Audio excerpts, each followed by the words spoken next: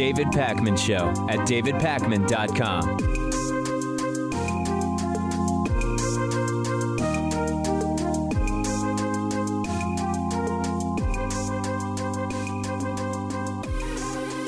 So yesterday I did a story about the impending crisis that is Donald Trump's internet censorship executive order draft. Some of the details have leaked, and we are learning more and more about the horrors of that executive order. And fortunately, and I'm actually glad to see this story is getting more and more attention. A lot of people reacting to my clip, more than 110,000 views in the first 12 hours. I got dozens of emails, more than 2,000 comments on that video.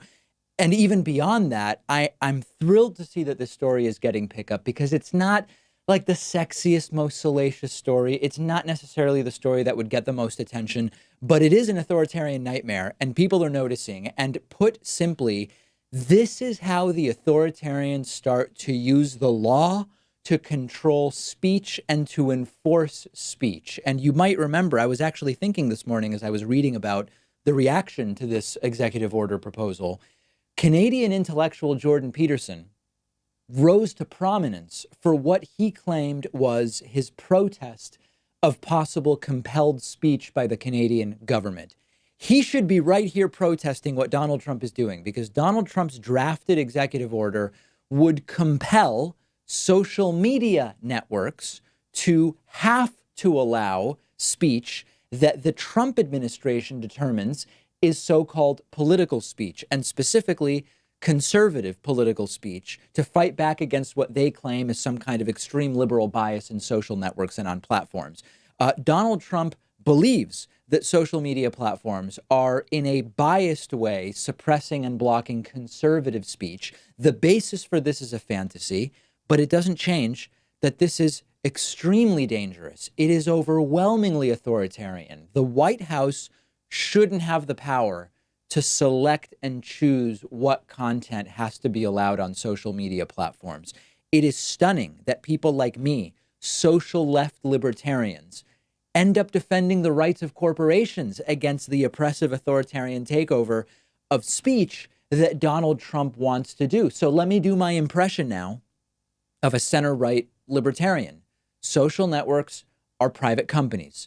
They have to follow non-discrimination law. Twitter can't say no whites allowed on our platform. YouTube can't say no Jews allowed to upload videos or whatever. There is already established law that prevents that.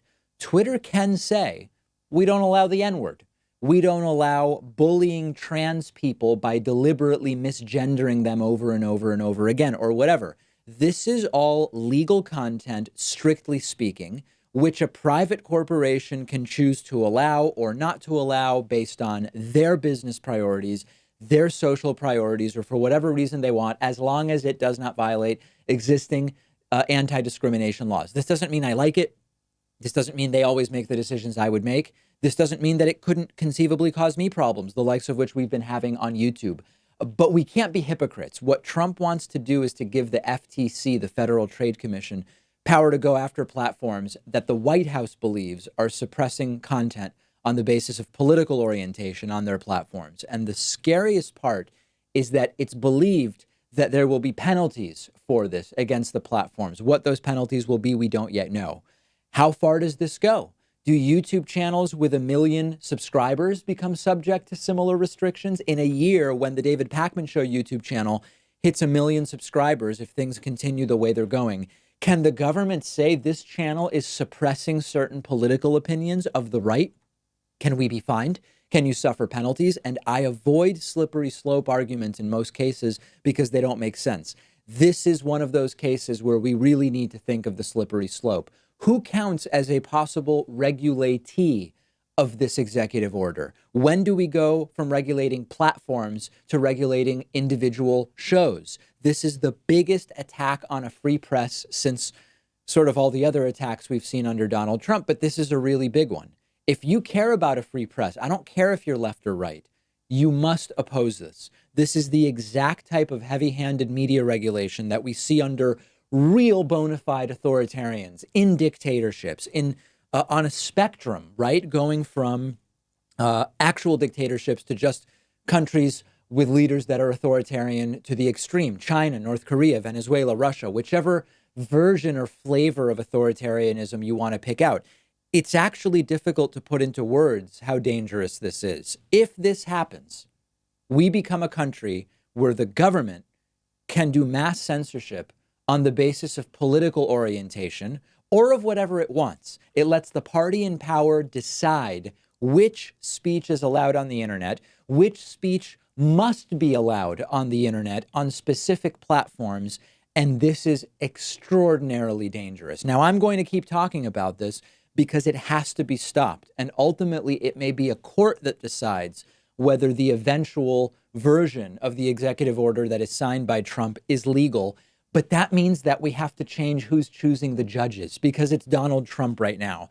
Increasingly, this is a justice system, a judiciary controlled by Donald Trump more and more. 2 Supreme Court justices, 25% of appellate and superior court judges. This is not about whether you like or dislike Trump. We know how Trump will use this, but Trump will be gone in 2 or 6 years. Do Republicans want a future Democratic president telling the FTC what speech is allowed on the internet? This is straight out of the authoritarian dictator's playbook. It has to be stopped. I'm glad it's getting attention, and we're going to continue talking about it. I want to take a little bit of time to talk about the reality of whether gun safety regulations work to reduce not just gun violence, but violence more generally. Because the right has a lot of really concise and neat sounding talking points. I've said before, the right has the advantage on framing. George Lakoff has written about this. Abortion is murder, so it should be illegal. That is a really simple talking point. And the left position on abortion is not the opposite of that. It is nuanced. It is complex. And on guns, the right has guns don't kill people, people kill people. More guns would make us safer. Gun-free zones are the problem because only good guys follow the rules and the bad guys will bring guns into gun-free zones. More guns, less crime. People will find a way to do the killing even without a gun. So banning guns or making them harder to access doesn't do anything. Now, there are actually a whole host of ways to think about this, and all of them point in one direction, which is actually gun safety rules and restrictions do work. There was a really good post on our subreddit by a user named Nostalgic Sayan, and some of their ideas are in this segment. Now, one argument that's common is it doesn't matter what you make illegal. People will get it if it's a good way to kill people. Has anybody heard of a mass killing via grenade? Grenades are easy to detonate. They have a big blast radius. You don't have to be nearly as accurate as you do with a firearm. Yet there are no mass killing incidents involving grenades. Well, why not? Turns out there's really strict regulation of grenades. They're really difficult to get. Another example, M4 and AR-15 rifles are very similar. Different barrel sizes. The M4 has some firing modes, 3-round burst and fully auto firing options. But all else being equal, M4s are harder to get. They're more expensive. The mass shootings are overwhelmingly AR-15s and never M4s. Wow, what a shocker. What about just in general, fully automatic weapons? Fully automatic weapons would do a ton of killing in a mass shooting, but they aren't used because you need to jump through all sorts of legal hoops to get them. They're really expensive. So the laws do work. The guns that are more difficult to get and more expensive aren't used in mass shootings. So then some people will bring up, well, the real problem is handguns and individual homicides, not mass shootings and the types of firearms used within them. It's really a distraction. You can kill one person in many, many different ways. And it is difficult to stop a determined person from killing one other person. But the success of mass shootings or mass killing events is much more dictated by the firepower and the destructive nature of that firepower that's available. And if you zoom out and you look at studies across many countries, the theme, the arc is homicide rate goes down when gun restrictions are made law. But it's got to be taken seriously. It can't be just one law. There's a study published by Oxford University Press. What do we know about the association between firearm legislation and firearm-related injuries? what we learn is that it usually takes a pretty major legislative overhaul. It's not just background checks alone to see significant changes. Restricting access to guns and their purchase is associated with a reduction in firearm deaths. This tells us that just passing background checks is likely to have only a very small effect. What we need is a combination of 100% universal background checks, yes, restrictions on the most deadly weapons, requiring permitting and licensing for guns. I'd like to see mandatory insurance policies for gun owners as well. And Elizabeth Warren is proposing a lot of this stuff, and I'll get to that a little bit later. When you look at countries like South Africa and Australia, even when you look within states in the United States that have made changes, the results are very clear. But in the end, none of this matters because on this issue, the facts don't matter. They are well funded on the pro-gun side. They are well equipped to dismiss any study and to tell you that you're a bad person for wanting this stuff and you're against freedom.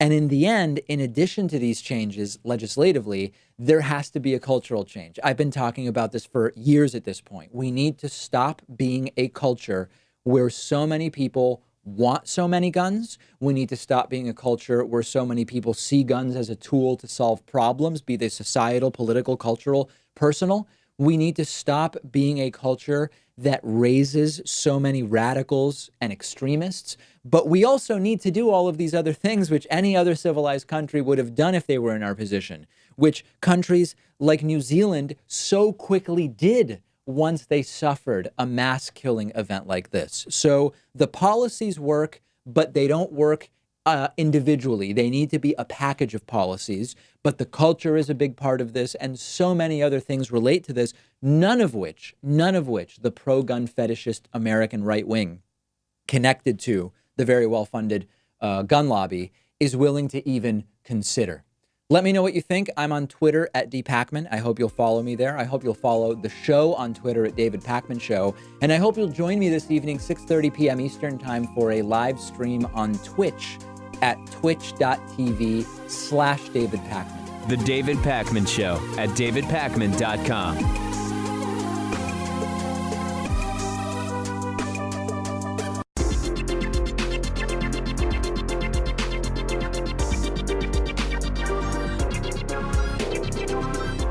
The David Pacman Show at davidpacman.com.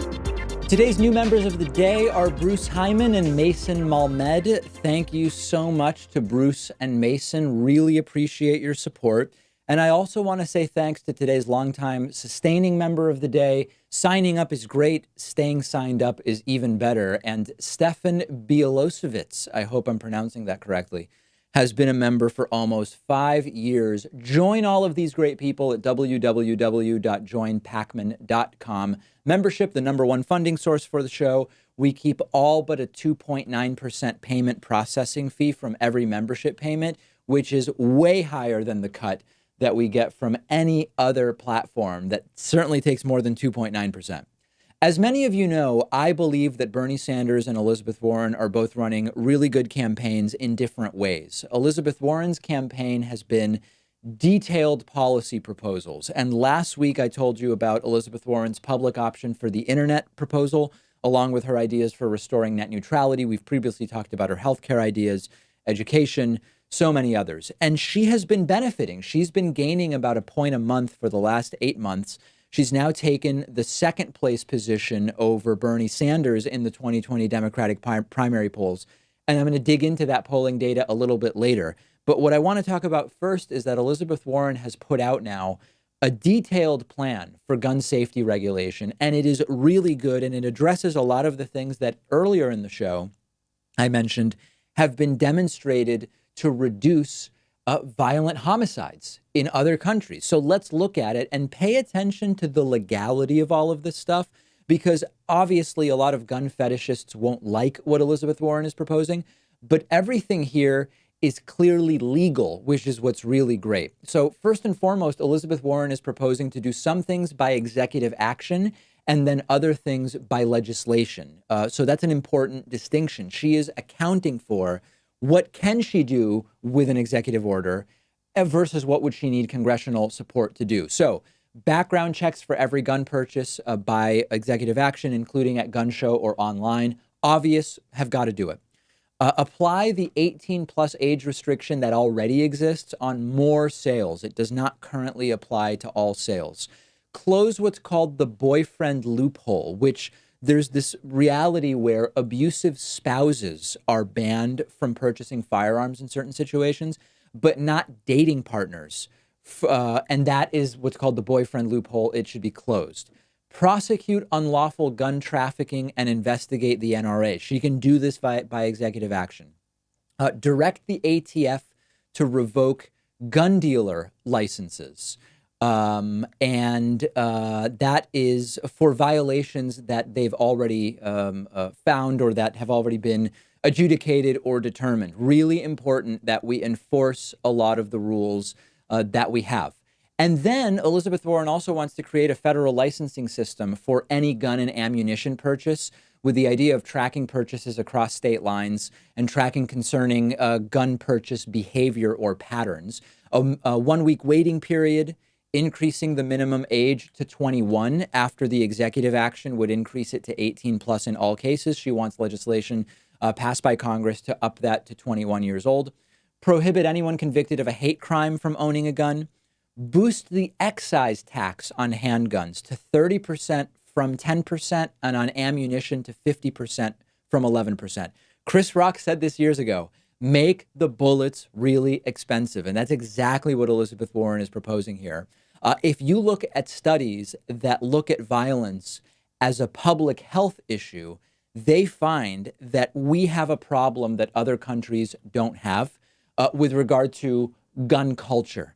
And one change alone won't solve this. It has to be comprehensive. And what's great about Elizabeth Warren's proposal is that, number one, it attacks a lot of the different issues surrounding gun violence in different ways. But number two, it doesn't violate the Second Amendment. Obviously, it doesn't violate the First Amendment. It doesn't focus in just one area. It's tailored to the problems we have in this country, other than the cultural ones, which again are difficult to deal with. And it doesn't violate the Second Amendment. Now, all of that being said, and given that I support this plan, I am concerned that electorally, this may not be the most advantageous. What I mean by that is the left does not tend to see guns as a voting issue based on polling. This isn't my opinion.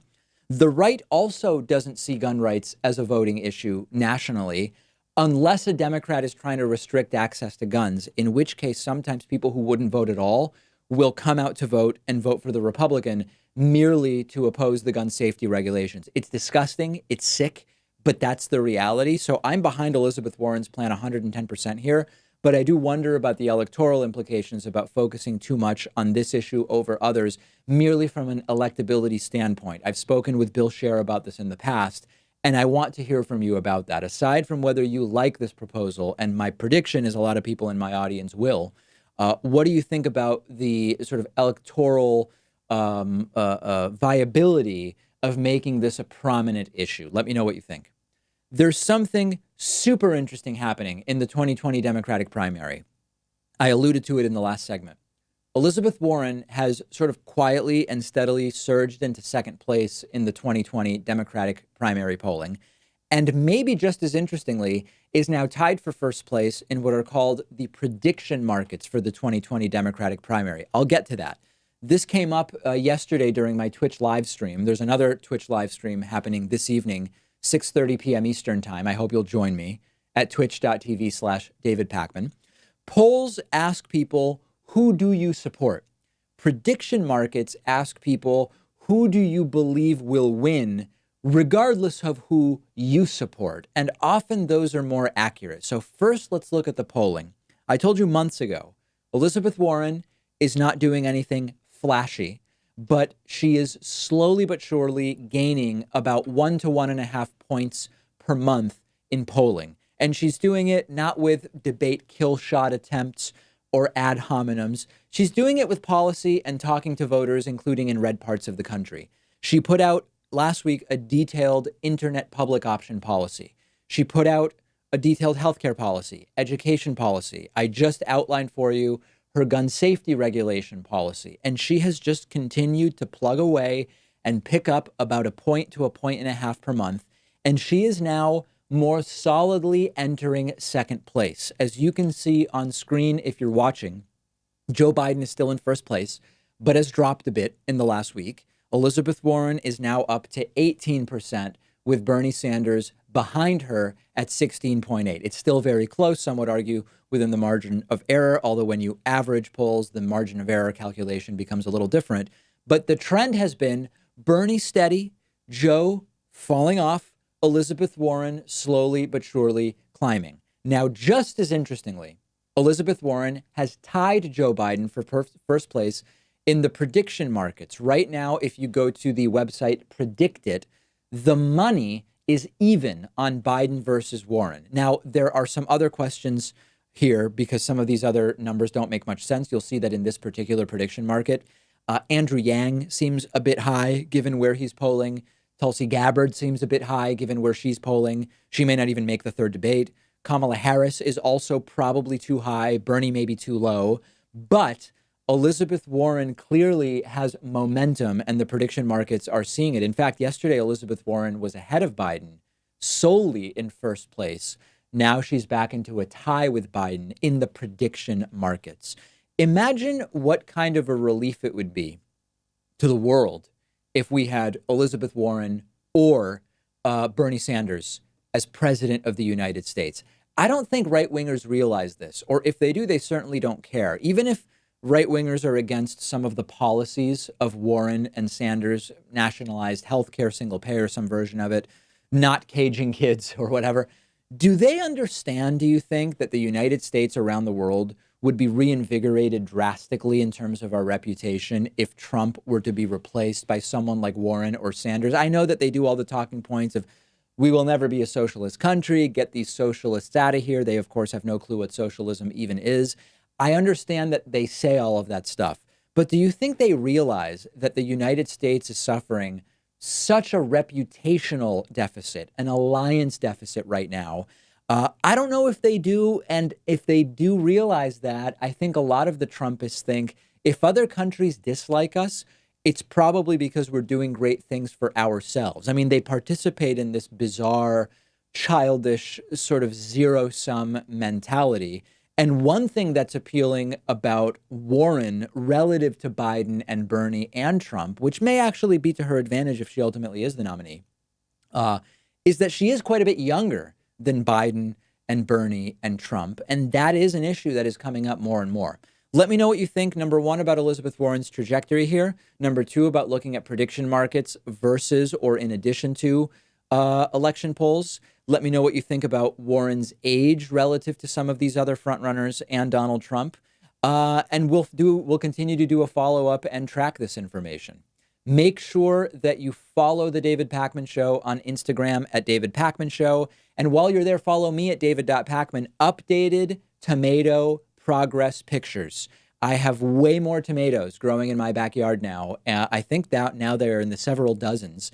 The plants still don't look great because I'm clueless, but I do have more tomatoes. And you can see that in my latest stories on my Instagram page at david.pakman. Quick break, right back with more. The David Pakman Show at davidpakman.com.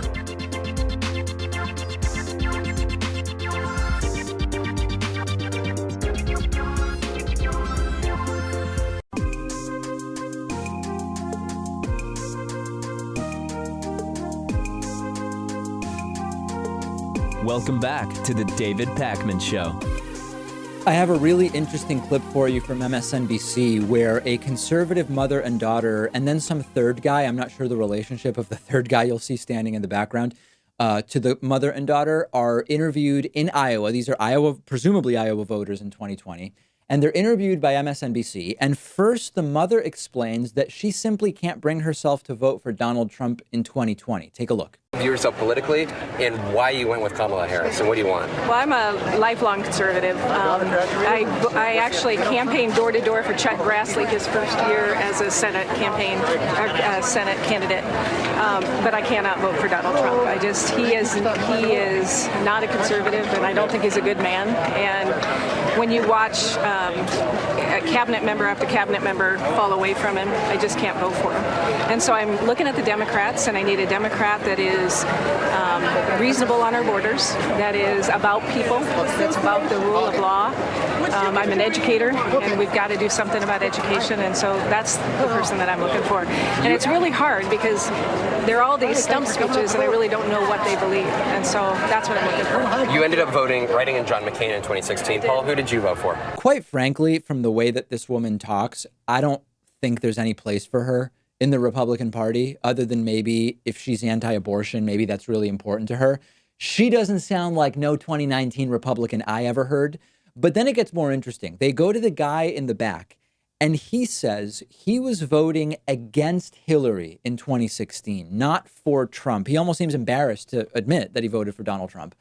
But then he repeats a totally incorrect talking point that is spreading and that we really need to stop like ASAP. So take a listen to this. Who did you vote for in the general election? In the general election, I didn't vote for anybody. I voted against the Democrat. So you put in for Donald Trump. I did. This time around, could you see yourself voting for a Democrat? Right now, it's hard to say. At this point in the campaign, everybody's running to the extremes on either side. So events will probably shape for whom I vote. They're all running to the extremes, he says. No, that's not true. This is just a fundamental misunderstanding, either out of ignorance or out of malice or something else. Trump is doing the same thing he's been doing, which is to be an extremist in policy and to be an extremist in rhetoric. That's no different. Trump is Trump, and he's doing the same thing he did as a candidate early in his presidency and now. Democrats are half centrists, sort of running to the center left, and half running on the normal things that every other rich country has.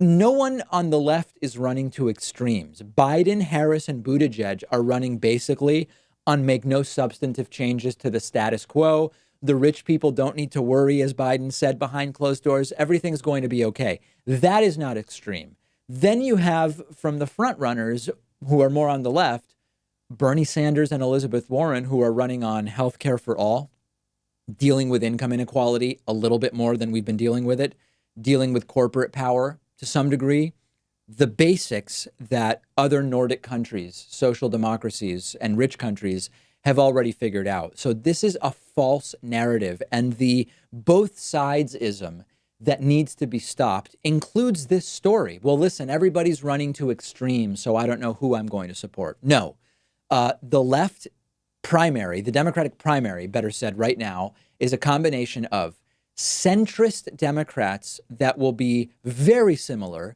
to centrist Republicans, and a couple of people that are running on completely uncontroversial social democratic policy that most other countries at our level of development and income have already figured out. Right-wingers are creating for themselves this narrative that it's all so extreme. It's just not. It's not extreme on the Democratic side.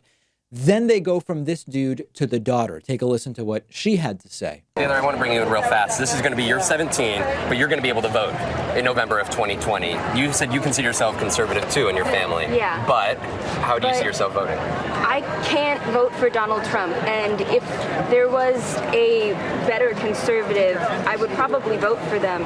But he says so many things that are just absolutely disgusting and despicable, and tweeting foreign policy is not presidential enough. So I really want a Democratic candidate that I can get behind and support, and like my mom said, isn't completely crazy on immigration and really will make things like schools safer so that I can have a place here in my future and just make the country better in general. Is there a candidate that catches your mind? Kamala Harris right now, like my mom, but if any of them change their policies so far, I know that a lot of my friends like Warren and Sanders, but they're a little too far left for me. So again, Warren and Sanders are too far left. They're not. They're totally standard social democrats in any Nordic country, in most European countries. And also, I find it a little bit odd that immigration is so big an issue for people in Iowa, right? I mean, once again, it's talking point politics. Immigration is what Trump talks about a ton. We're going to have a report later on about the number of lies that Donald Trump has been telling. And a plurality of those lies are about immigration. It's big in the media narrative. So Iowans who are disgusted by Trump are talking about immigration. What about the tariffs that are destroying Iowa farmers? It seems like a much more relevant and present and nearby issue for Iowans than immigration. Two of these three people that were interviewed are somewhat more thoughtful than your average Trumpist, but they're still very skewed in their views. But my takeaway is this is still good, right? These are good examples and good anecdotes of some Republicans that are saying, you know, I can't bring myself to vote for Donald Trump. But there's no strategy for Democrats around people like this. What I mean by that is there are people that are going to bail on Trump because of Trump's actions. To the extent that we continue to report on what Donald Trump is doing, some of these folks are going to vote for someone other than Donald Trump. We can't really waste time trying to convince them or convert them, though. As I've said before, it's not a strategy to debate Trumpists and get them to change their mind. Some of them will, like these folks. But what our strategy needs to be is get out the vote. Find people already on our side who wouldn't otherwise vote. Half the country doesn't vote. Combine them with these sprinkling of Trumpists, like these two or three who are bailing on Donald Trump. And maybe that'll help the eventual Democratic nominee pick up a state or two in the Midwest or a state that Donald Trump won in 2016. And the depressing realization, and the guy there said it, lots of people are just voting against Democrats. That's really hard to work with. It's very hard to convert that into support for the Democratic nominee, no matter what arguments you make. So we need to turn out our base. There are millions and millions of people who already agree with us. They just don't vote. They either don't care enough to vote, or they are too busy to vote, or they don't understand the importance of voting. And that's who we need to be reaching out to. You know how when you hear that something costs government $800 billion, it can be kind of hard to really make that number practical. It's such a big number, hard to make coherent sort of practical sense of it. And the same is true for the number of lies that Donald Trump has told. Over 928 days in office, which was as of August 5th, about a week ago, Donald Trump has told 12,019 lies. This is the latest tally from the Washington Post's analysis. This is about 13 lies per day over the entire presidency. Now, as we've become accustomed to, the Washington Post doesn't want to call them lies. They call them false or misleading claims. And I've talked a little bit about the possible legal repercussions of actually using the word lie. But they are lies. And Donald Trump lately is lying even more. The average for the presidency is 13 lies per day. But since April of this year, it's been 20 lies per day. As I mentioned earlier, the lies are often about immigration. They've also been about the economy, about trade, about Russia. And I do agree that this is a problem. Donald Trump either can't or won't tell the truth. But for me, the real issue is the sort of quality and outrageous and audacious nature of the lies rather than just the quantity of lies. The quantity is shocking. But Donald Trump has basically skated free from his lies. And a big reason for that is that his followers will rationalize the lies away with something like, oh, all politicians lie. But they believe that even though Donald Trump lies, just like any other politician, Trump has the right ideas and he's doing the right things. And it leads to zero accountability, no impact, no effect, no consequences. Now, I want to believe that independent and centrist voters do care about the lying, and that therefore, when we finally have a Democratic nominee, the Democratic nominee needs to be equipped to call Trump out on the lies during the general election debates, or the Democratic nominee is simply going to have no chance.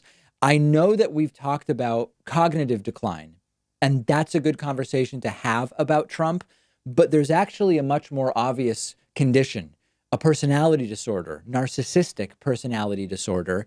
And this may make it difficult for the eventual Democratic nominee to really effectively call Trump out on his lies. First, let's just look at the criteria for narcissistic personality disorder, which requires at least 5 of the following 9. A grandiose sense of self-importance. That's absolutely something Trump has. A preoccupation with fantasies of unlimited success, power, brilliance, beauty, or ideal love. Trump certainly has that. A belief that he or she is special and unique and can only be understood by or should associate with other special or high status people or institutions. 100%. The need for excessive admiration, obviously. I mean, it's almost like describing Trump. A sense of entitlement, of course.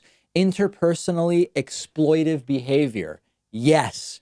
A lack of empathy. Obviously. Envy of others or a belief that others are envious of him or her.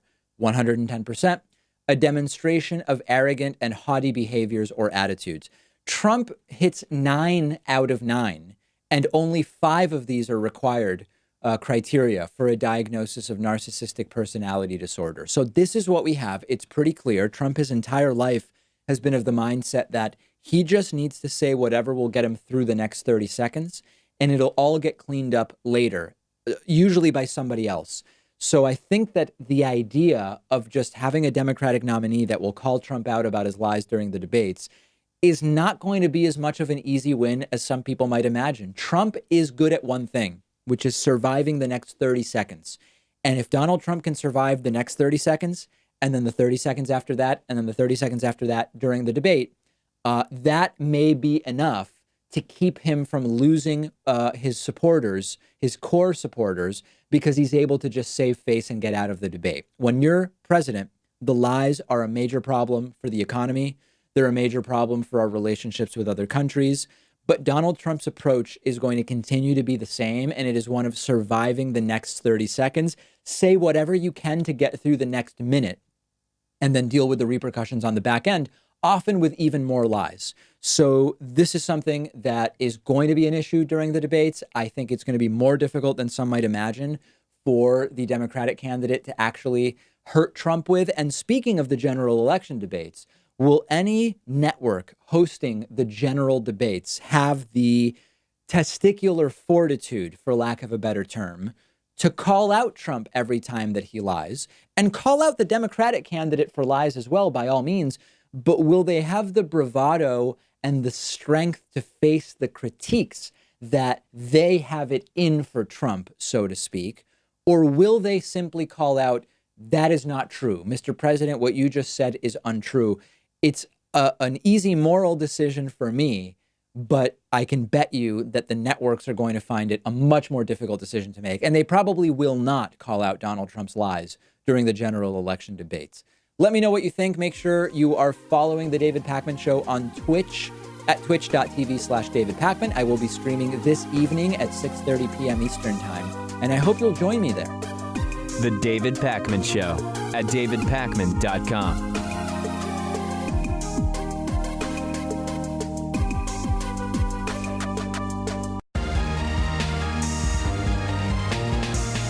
The David Pakman Show at davidpakman.com.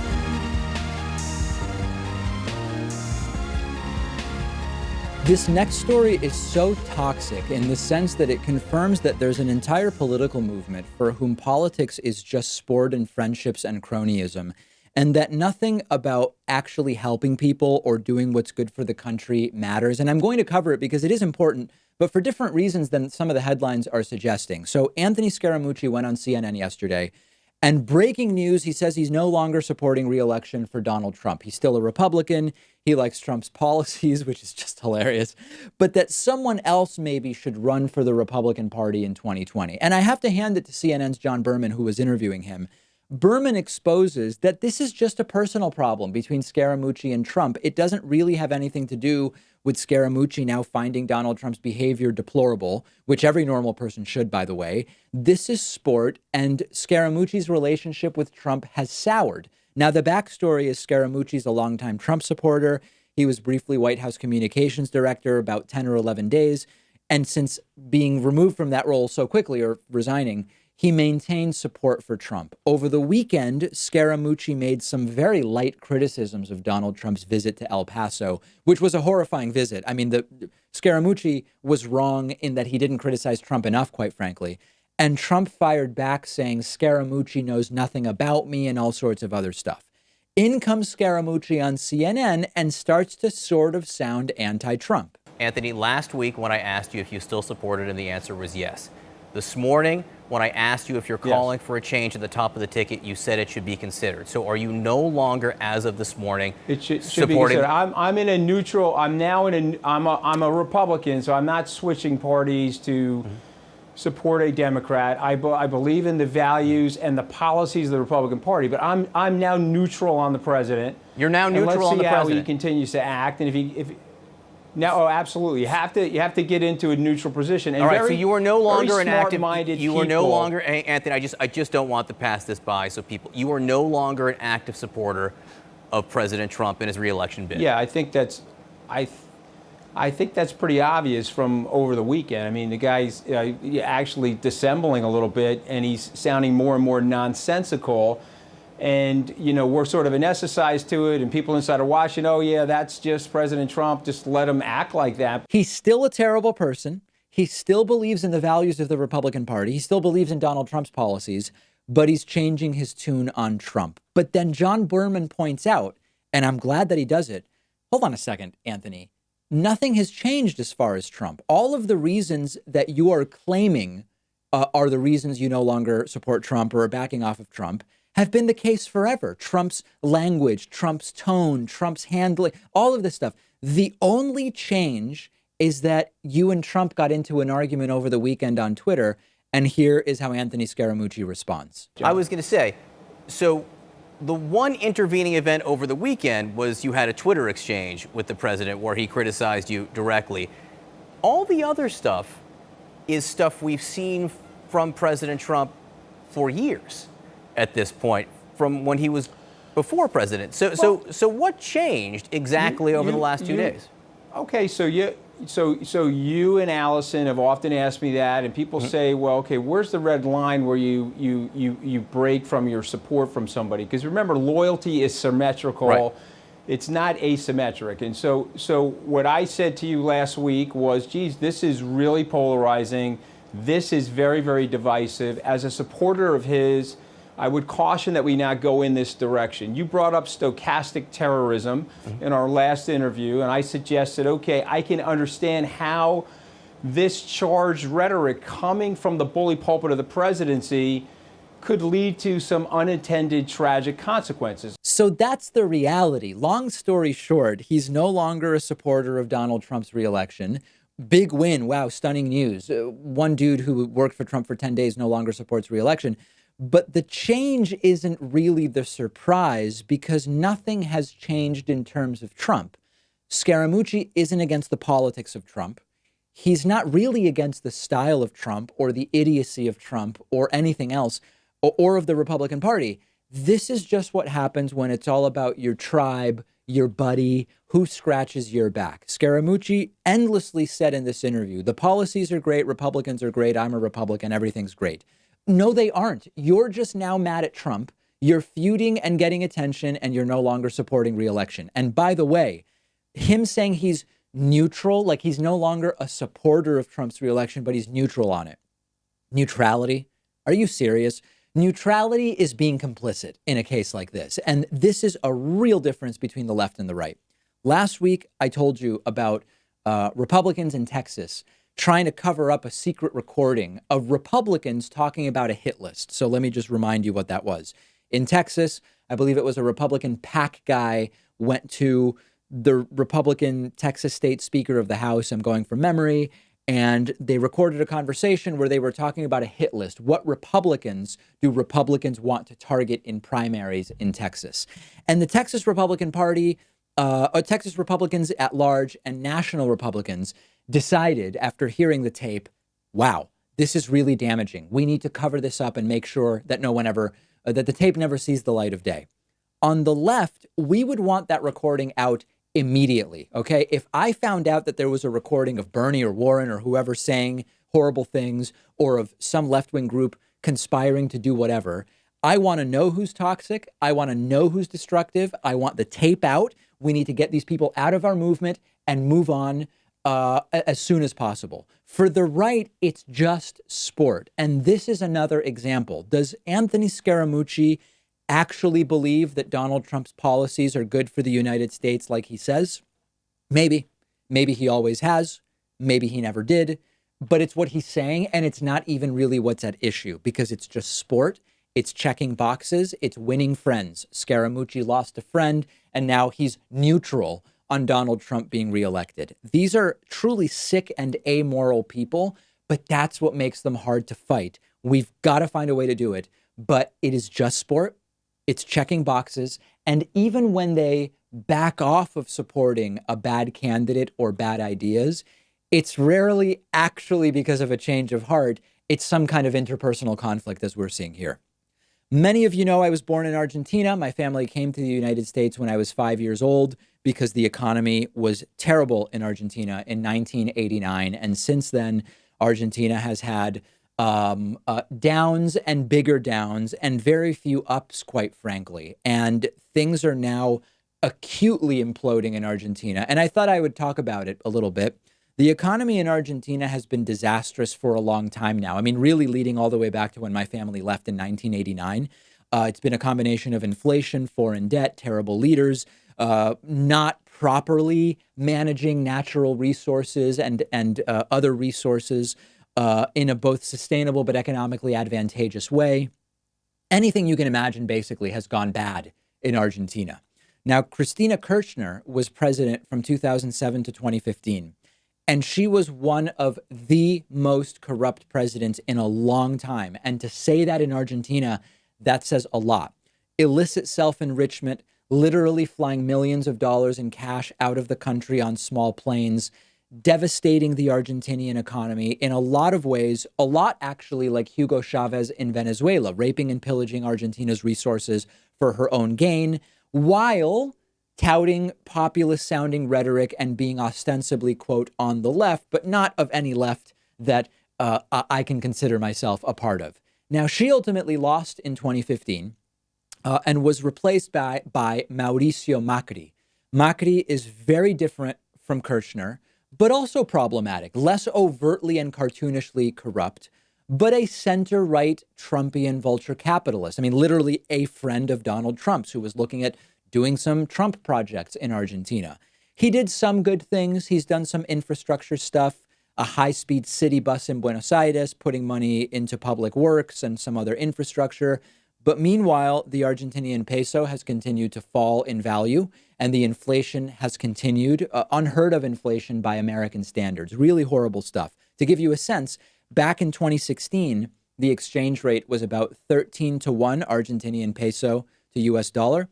In the last few months, it's gotten as high or as low as 45 Argentinian pesos to 1 US dollar. Terrible for everyone in Argentina, creates all sorts of problems. That gets us to this past Sunday.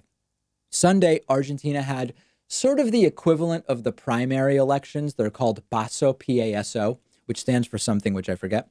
But it's a different primary. It's an election to determine who will be on the final election ballot, but it's people from all parties, and the top vote getters are on the final ballot. And it turns out that Cristina Kirchner is back on the ballot, not as president, but as vice president, to another guy named Fernandez. Now, what you have to understand is that Cristina Kirchner is Kirchner because her husband, who was also a president in Argentina, was last named Kirchner. Her unmarried name, maiden name, I don't know if that's an appropriate term, was Fernandez. So the whole gimmick here is Fernandez and Fernandez, a guy named Fernandez with Cristina Fernandez as his running mate. And they get the plurality of the vote in the PASO elections, 43% of the vote. Meanwhile, there have been indictments of Cristina that had potential prison time attached to them, which will likely go nowhere. And now she is one step closer to being back in the pink house, the Argentinian equivalent of the White House of the United States. It is very likely, with 43%, it is very likely that Fernandez and Fernandez are going to win the general election in October. And of course, this is instantly disastrous. The peso collapses even more, going in one day from 44 point something to 1 to 53 to 1. Okay, this is a single day currency devaluation of more than 20% in one day. And things are so blindly hyper-partisan in Argentina that immediately the pro-Cristina people say the currency crash after the election results was because lots of corrupt people in Macri's administration are realizing the game is over and they are now getting their money out of the country, which is crashing the currency. That's an allegation of which there is actually no evidence at this point in time. So bottom line, even in my family, there are big divisions on Argentinian politics. I don't talk with them about any of it Part of it is I live in the United States. I don't want to be the outsider who, when I go visit, starts pretending to know everything and of a situation that they are living day to day. But it is so toxic, and people say such insane things to either defend or attack whoever isn't on their side. But the bottom line is this is looking very bad. The currency is increasingly worth less and less. This makes people's salaries worth less and less. This makes inflation go up. They're on the verge of putting back in one of the biggest rapers and pillagers of the Argentinian economy that there has been. And even people who have what would be reasonably good jobs in many countries are very poorly off as a result of what is going on with currency and inflation and everything else. It's sad. I think things are going to be, quite frankly, extraordinarily screwed up for a very long time in Argentina. And now the calls are starting for Macri to not even stay until the general election in October, like just to leave.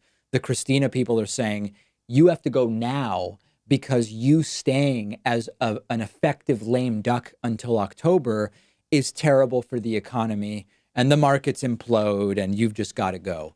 If you think that talking to a Trumpist is difficult, try talking politics in Argentina. It's really, really bad. We have a voicemail number. That number is 219-2-DAVID-P. Here is a caller asking, why won't I talk about left-wing racism? Hi, David. First caller. I was just wondering if you could talk about something that really is concerning, which is the racism of the left. Okay. Yeah, and it gets cut off there. Tell me what left-wing racism you want me to talk about. I mean, listen, I've talked about comments from supposed leftists who tweet things like, I will not vote for any white or male candidate in 2020. I believe that is a discriminatory comment, and I've called it out. And the person who tweeted that tried to get me fired from my adjunct teaching position that I had last year at Boston College. I've talked about anti-Semitism on the left. So I have no problem talking about racism on the left to the extent that it exists, and it does, although it is different and not as significant as racism on the right, but it exists and I talk about it. But tell me exactly what racism it is you want me to address, and I will gladly do it.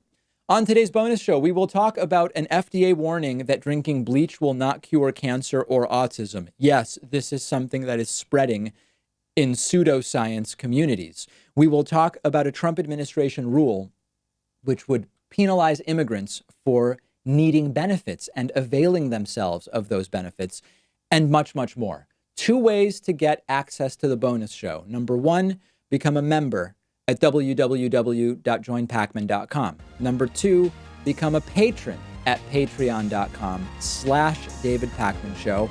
The show doesn't have to end now because the bonus show is coming up next, if you remember.